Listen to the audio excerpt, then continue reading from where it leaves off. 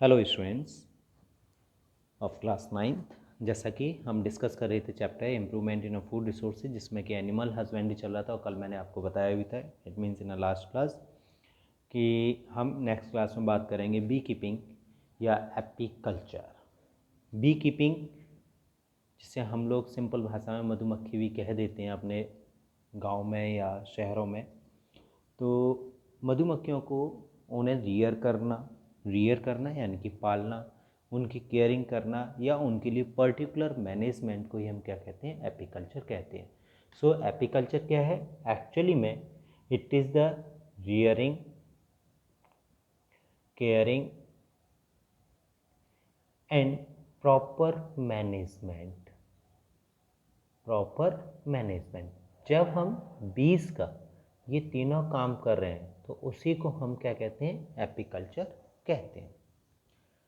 अब सबसे बड़ी बात होती है कि आखिर हम एपीकल्चर कर क्यों रहे हैं, आखिर उसके फार्मिंग करने की या केयरिंग करने की या रियरिंग करने की हमें ज़रूरत क्यों होती है। तो ऑब्वियसली ह्यूमन बींग्स बिना किसी फ़ायदे के किसी काम को नहीं करता है। तो यहाँ पर भी एपीकल्चर के कुछ एडवांटेजेस हैं, और वो एडवांटेजेस सबसे पहला क्या होता है कि एक्चुअली में एपीकल्चर से हमें अलग अलग तरह के प्रोडक्ट्स मिलते हैं।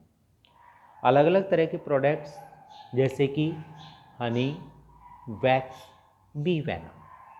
हनी शहद हम लोग यूज़ करते हैं। वैक्स आपने देखा होगा कि जो मधुमक्खी अपना छत्ता बनाती है तो उस छत्ते में हाइव्स होते हैं। हाइव्स, छत्ता जैसे सिंपल कह रहे हैं हम, तो वो जो हाइव्स जिस चीज़ से बना होता है उसे वैक्स कहा जाता है, और इस वैक्स को इस्तेमाल किया जाता है अलग अलग तरह की मेडिसिन्स को फॉर्म करने में।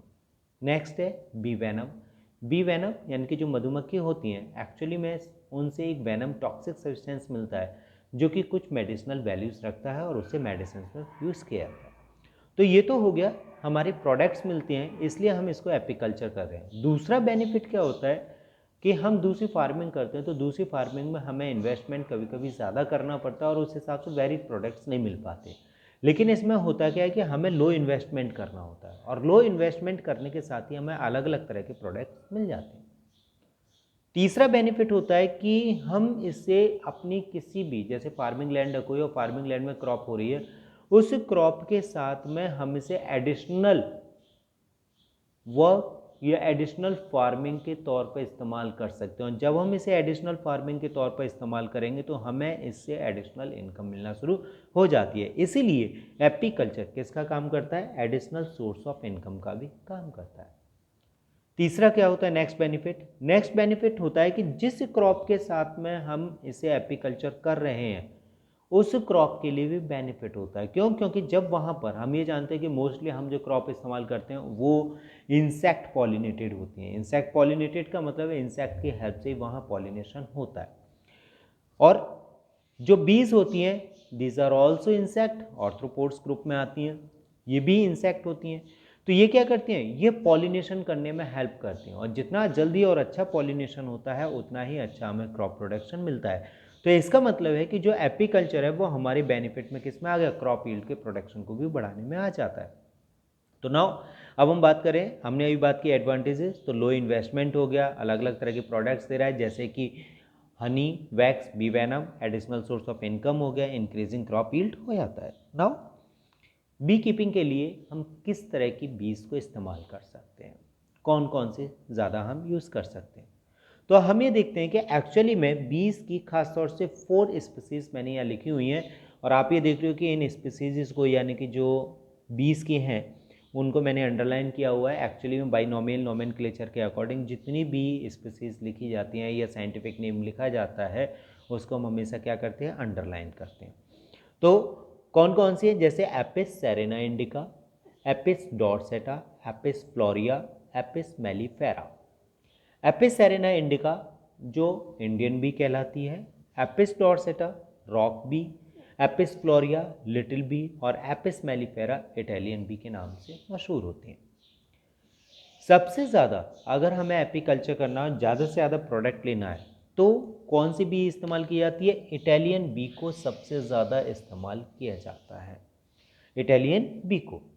आखिर इटालियन बी की खासियत क्या होती है कि जिसकी वजह से हम उसे सबसे ज़्यादा इस्तेमाल करते हैं।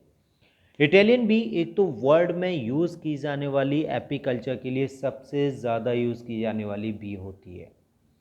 दूसरा, इस इटालियन बी का सबसे बड़ा बेनिफिट होता है कि इसका जो ड्यूरेशन होता है, ड्यूरेशन किसमें, duration in a surviving in a bee hive, किसमें, इन बी हाइव, कैसा होता है, लॉन्ग होता है।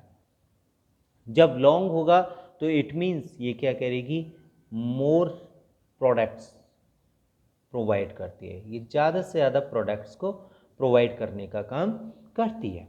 ओके स्टूडेंट्स, नाउ तीसरा क्या होता है कि ये जो इटालियन बी होती है, ये इटालियन बी स्टिंग लेस होती है, स्टिंग लेस होती है। स्टिंग लेस है तो ऑब्वियसली हमको ज़्यादा ये नुकसान नहीं करती है, और उसके साथ साथ जब स्टिंग लेस है तो हमें नुकसान नहीं करेगी। दूसरा, उधर बीहाइव में जब लंबे ड्यूरेशन तक के लिए रहेगी, लॉन्ग ड्यूरेशन के लिए रहेगी, तो वहाँ पर ब्रीड अच्छे तरीके से करेगी और ज़्यादा से ज़्यादा अपने स्पीसीज़ को आगे कंटिन्यू करेगी, और कंटिन्यू करेगी तो हमें ज़्यादा से ज़्यादा हनी मिलता है।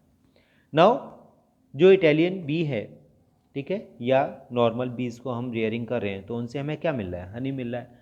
एक्चुअली में हनी को पूरी तरीके से लॉन्ग ड्यूरेशन के लिए सर्वाइव कराने के लिए हम क्या करते हैं, उसे पास्चराइज कराया जाता है। पास्चराइज कराने से होता क्या है कि हनी की वैल्यूज़ इंक्रीज़ हो जाती है, और हनी की वैल्यू इंक्रीज़ होने के साथ साथ उसके प्रोडक्ट्स की क्वांटिटी भी बढ़ती चली जाती है। दूसरा क्या होता है कि जो हनी की वैल्यू होती है वो डिपेंड करती है कि आखिर किस फ्लावर से नेक्टर को रिसीव किया जा रहा है। इसका मतलब है कि फ्लावर्स की क्वालिटी पर भी डिपेंड करता है। तो इसका मतलब क्या है कि जो हनी है, हनी की वैल्यू किस पे डिपेंड करेगी, एक तो फ्लावर पर, दूसरा किस पे डिपेंड करती है, पास्चराइज पे डिपेंड करती है।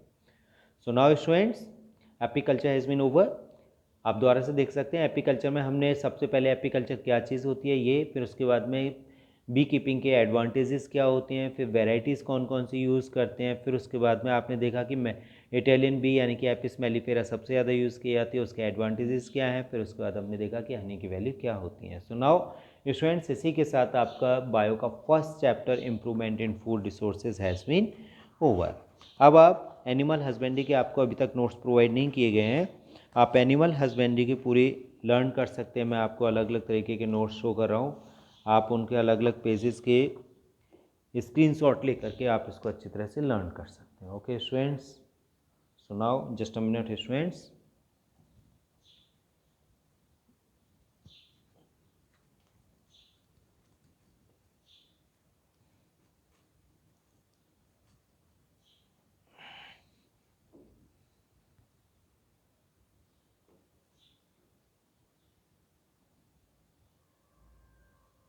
एनिमल हस्बेंड्री का first page,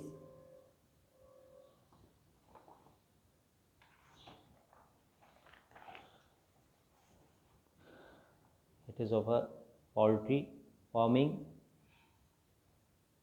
and the fisheries, and now it is the third page। आप इनके स्क्रीनशॉट लेकर के आप इनको नोट्स को अच्छी तरह से लर्न कर सकते हैं। Okay students, bye.